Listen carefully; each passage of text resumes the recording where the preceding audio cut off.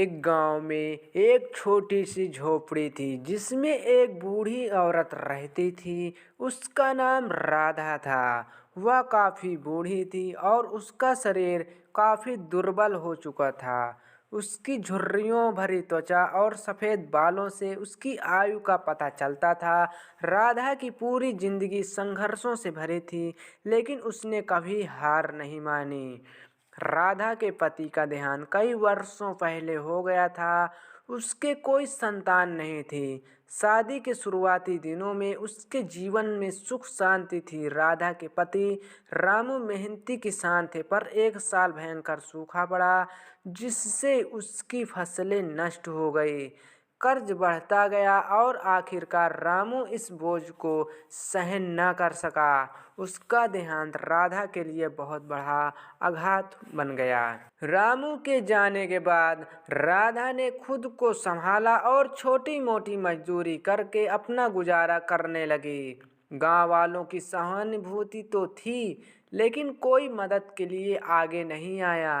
राधा ने कभी किसी से कोई शिकायत नहीं की और अपना जीवन स्वाभिमान और मेहनत से जीना चाहा। हर सुबह राधा सूरज उगने से पहले उठ जाती थी। उसके पास एक छोटा सा बाग था जिसमें कुछ फल और सब्जियां उगाती थी। वह उन्हें बाजार में बेचने जाती। उम्र बढ़ने के साथ साथ उसकी ताकत कम होती जा रही थी, लेकिन उसके हौसले बुलंद थे। झोपड़ी की मरम्मत करनी हो या लकड़ियां काटनी हो, वह हर काम खुद कर लेती थी। राधा का जीवन अकेला था, लेकिन वह कभी अपने अकेलेपन से दुखी नहीं थी। वह अक्सर अपने आप से बातें करती और ईश्वर का धन्यवाद करती थी। उसने उसकी मेहनत करने की ताकत दी और वह आसपास के पक्षियों और जानवरों को भी प्यार करती थी। गांव में कई लोग राधा को पसंद करते थे, लेकिन कुछ लोग उसका मजाक भी उड़ाते थे। वे कहते थे, इतनी बूढ़ी होकर भी काम करती है, आराम क्यों नहीं करती। राधा चुपचाप उनकी बातें सुनती और मुस्कुरा देती थी। वह जानती थी दूसरों की बातों का असर अपने दिल पर लेना व्यर्थ है। एक दिन जब राधा अपने बाग में काम कर रही थी, तभी उसने देखा कि एक छोटी बच्ची उसके पास आई। बच्ची भूखी और डरी हुई लग रही थी। राधा ने उसे पास बुलाया और प्यार से पूछा, बेटी तुम कौन हो और यहाँ कैसे आई। बच्ची रोते हुए बताया, वह अपने माता पिता से बिछड़ गई और उसे भूख लगी है। राधा ने तुरंत अपने पास रखा रोटी का टुकड़ा और थोड़ी सब्जी उसे खिला दी। बच्ची ने पेट भरकर खाना खाया और राधा को धन्यवाद दिया। राधा ने उसे अपने पास ही रहने की इजाज़त दी जब तक उसके माता पिता का पता न चल जाए। उस बच्ची के आने से राधा का जीवन बदल गया। अब उसके पास बात करने के लिए कोई तो था। बच्ची का नाम सुमन था। सुमन बहुत प्यारी और चंचल थी। वह राधा के कामों में मदद करने लगी। राधा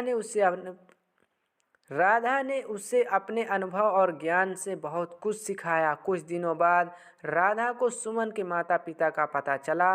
वे पास के गांव में रहते थे और अपनी बेटी को ढूंढ रहे थे। राधा ने सुमन को अपने पास भेज दिया, लेकिन सुमन और राधा दोनों की आंखों में आंसू थे। सुमन के माता पिता बहुत आभारी थे। उन्होंने राधा को अपने साथ चलने का आग्रह किया, लेकिन राधा ने मना कर दिया। उसने कहा, यह झोपड़ी और मेरी बाग ही मेरा घर है, मैं यहीं खुश रहूंगी। लेकिन सुमन के माता पिता ने राधा की मदद करने की ठान ली। उन्होंने गांव के लोगों से बात करके राधा के लिए एक पक्का मकान बनवाया। अब राधा को झोपड़ी की मरम्मत की चिंता नहीं थी। राधा ने अपने जीवन से सीखा कि संघर्षों से घबराने के बजाय उनका सामना करना चाहिए। उसने कभी अपनी गरीबी को अपने जीवन की बाधा नहीं बनने दिया।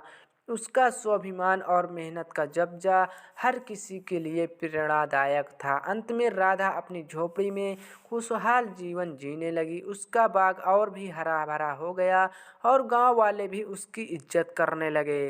राधा ने सीखा कि कठिन परिस्थिति में दया, प्रेम और उम्मीद का दीपक जलाए रखना चाहिए। यह कहानी यदि अच्छी लगी, चैनल को सब्सक्राइब जरूर करें।